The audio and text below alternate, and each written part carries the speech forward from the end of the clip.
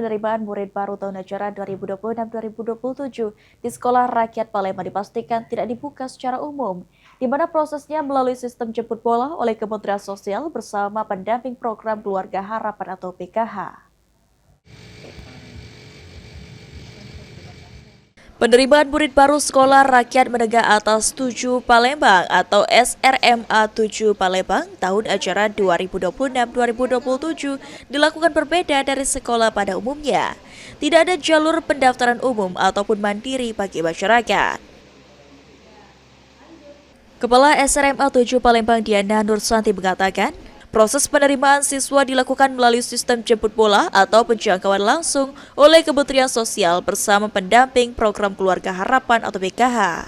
Calon siswa akan dijaring berdasarkan data di lapangan, kemudian mengikuti tahapan seleksi berupa kunjungan rumah atau home visit, serta wawancara sebelum nantinya ditetapkan sebagai siswa baru.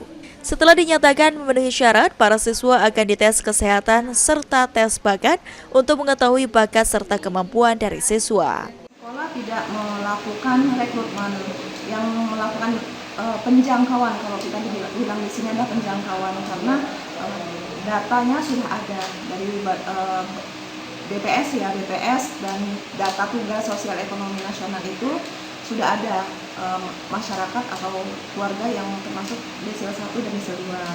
Nah, sudah ada nama-namanya, kemudian dengan para pendamping PKH ini dijangkau, di assessment, didatangi ke rumahnya masing-masing gitu ya, untuk melihat apakah memang memenuhi kriteria yang mana yang paling pas untuk sekolah tadi.